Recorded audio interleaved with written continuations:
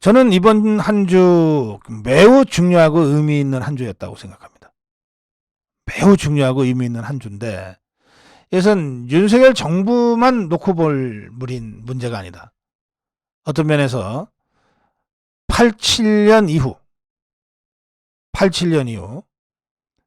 이 형식적 민주화가 진행이 되고, 그 과정에서 노조가 합법화되고 민노총이 만들어지고, 또 김대중이가 집권하고 노무현이가 집권하고 문재인이까지 대통령이 되고 하면서 우리 자유파와 좌파 간의 정권 교체가 이루어지는 과정에서 이게 신압으로 법과 원칙이 실종돼 버리고, 특히 지난 5년간 문재인 좌파 정권 하에서는 체제를 전복하려고 하는 목적을 가진 종북 주사파들이 문재인이까지 아바타로 만들면서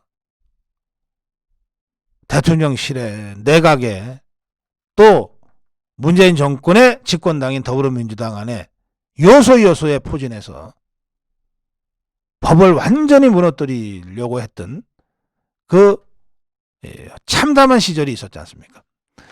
그런 상황을 전부 역사적으로 한번 돌아보면서 이번 한 주의 정치적 의미를 살펴보는 것이 필요하다. 그런 역사적 통사적 관점에서 저는 이번 한 주가 매우 중요한 의미를 갖는다, 이렇게 생각합니다. 그것은 뭐냐? 딱 한마디로 얘기하자면 법과 원칙이 승리한 한 주다. 법과 원칙이 승리한 한 주다. 이번 민노총의 백기 항복은 단순히 화물연대의 무슨 집단 운송 거부가 무산됐다 이런 차원의 문제가 아닙니다. 그동안 민노총은 법 위에 군림하는 자들이었고, 법 위에 군림하는 세력이었어요. 이 자들의 최종 목적은 대한민국 체제의 전복입니다. 민노총을 사실상 지도하고 있는 종북 주사파 세력의 최종 목적은 대한민국을 전복시켜서 김정은 체제에 의한 적화 통일을 하는 겁니다. 그걸 하기 위한 모든 수단을 가용해왔던 것이 지난 5년 문재인 좌파 정권 시절이었습니다. 그러니까 대통령은 문재인이었으나 실질적인 주인, 오너는 민노총이었던 것이고, 민노총 뒤에 있는 종북 주사파들이었던 거죠. 그런 자들이 지배하는 세상에서 법이 어디 있고 원칙이 어디 있었겠습니까? 때법이 횡행하고 그야말로 법보다 주먹이 앞서는 세상이었죠. 그런데 그것을 바로잡는 일이 이번 주에 발생했습니다. 정말 기적과 같은 일이 발생했어요.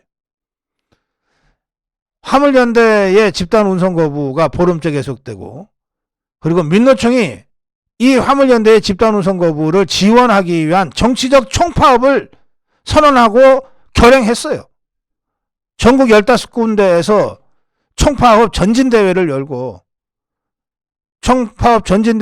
양경수라는 자가 직접 나서서, 민노총 위원장입니다, 나서서 선동을 하면서 나를 따르라 그러면서 총동원령을 내렸습니다. 총동원령을 내렸어요. 민노총이 이런 식으로 정권을 상대로 총동원령을 내려서 총력 투쟁했던 적이 문재인 좌파 정권 하에서는 한 번도 없었습니다. 그렇게 안 해도 문재인이가 벌벌 떨면서 해달라는 대로 다 해줬기 때문에 총파업, 총력 투쟁을 할 이유가 없었어요. 이 민노총이 총력 투쟁, 총동원 총력 투쟁을 했던 때는 그동안 2번 있었습니다. 박근혜 대통령 탄핵해서 끌어내릴 때 한 번 있었고, 그 전에 광우병 때 한 번 있었어요. 둘 다 성공했어요. 민노총이 총동원 총력 투쟁을 해서 2번 투쟁을 했고 2번 다 이겼어요. 민노총 입장에서는. 광우병 때는 이명박을 청와대 뒷산에 가서 울게 만들었고, 박근혜 대통령 때는 박근혜 대통령을 끌어내려서 감옥에 보냈잖아요. 이번이 총동원 총력투쟁 세 번째였습니다. 이걸 하기 위해서 사전에 분위기를 얼마나 띄웠습니까? 대통령이 취임도 하기 전부터 몇몇 선동꾼들을 앞세워가지고 윤석열 퇴진 촛불 집회 시작하게 만들고, 그리고 이태원 참사가 정말 뜻하지 않게 발생하자 이걸 또 추모를 빙자해서 윤석열 퇴진 집회로 변질시키고, 그렇게 분위기 잔뜩 고조시켜 놓고 민노총이 마침내 화물연대를 앞세워서 총동원 총투쟁으로 윤석열 정부를 대대적으로 압박해서 흔들려고 했던 겁니다. 이자들로서는 모든 것을 걸고 한 투쟁이에요. 그런데 여기에 윤석열 대통령이 맞섰던 것은 딱 하나입니다. 법을 가지고 맞섰어요. 법을 지키기 위해서 경찰력이 동원됐지만 경찰력은 법 지키는 것 이상 행동을 하지 않았어요. 법을 위반하는 자들에 대한 경찰력 행사 이상의 경찰의 행동은 하나도 없었습니다. 모든 것은 법에 따라서 이루어졌어요. 업무 개시 명령, 운송 개시 명령도 법에 따라서 만들어 실행된 것이고, 그 법을 지키지 않자 그 법에 규정된 대로 화물차주들에게 행정조치를 해나간 겁니다. 오로지 법 하나 가지고 민노총의 정치파업, 민노총의 총동원 총력투쟁에 맞선 겁니다. 오로지 법 하나 가지고 맞선 거예요. 그런데 그 법이 민노총의 정치투쟁, 이념투쟁, 때법, 불법, 탈법 집단행동을 완전히 제압하고 백지항복하게 만든 겁니다.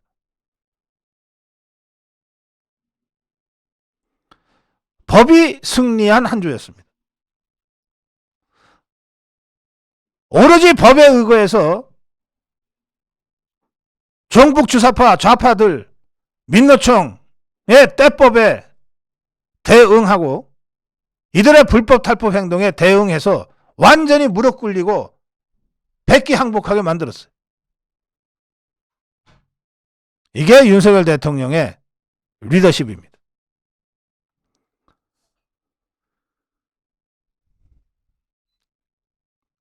지지율 상승은 덤으로 온 겁니다. 만약에 이 상황에서 윤석열 대통령이 이거 지지율 어떡하지? 하고 고민을 시작했다면 이렇게 일관되게 법 하나로 버텨내기가 어려웠을 거예요. 다 접어놓고 한 겁니다. 무엇보다 중요한 거, 유일하게 중요한 것은 법을 지키는 것이다. 이 시점에서는. 그래서 우직하리만큼 법 하나로 이 상황을 버텨냈고, 그 결과 불법, 무법, 무도한 집단의 이 때법들을 완전히 굴복시켜버렸어요. 이 과정을 지켜보고 있던 국민들이 법 하나로 이 모든 상황을 버텨내고 이겨낸 윤석열 대통령에게 응원을 보내기 시작했고, 그것이 윤석열 대통령의 지지율 상승으로 나타났습니다. 지지율 상승은 그러니까 덤으로 온 겁니다. 좌파들은 허구한 날 지지율 올리기 위해서 온갖 쇼를 하고 퍼포먼스를 하고 이벤트를 기획하지만,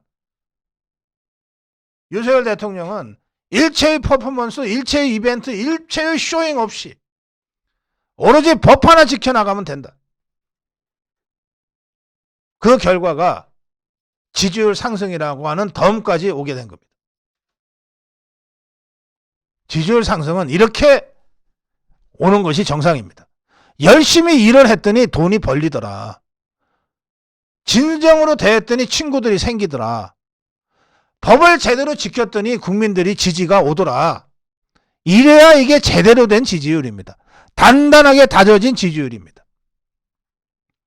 쇼잉이나 이벤트로 일시적으로 현혹시켜서 잠깐씩 지지율을 끌어올릴 수는 있을지 몰라도 그건 언제든지 그 쇼잉이 드러나고 그 이벤트에 거짓이 드러나면 썰물 이상으로 빨리 빠져버립니다.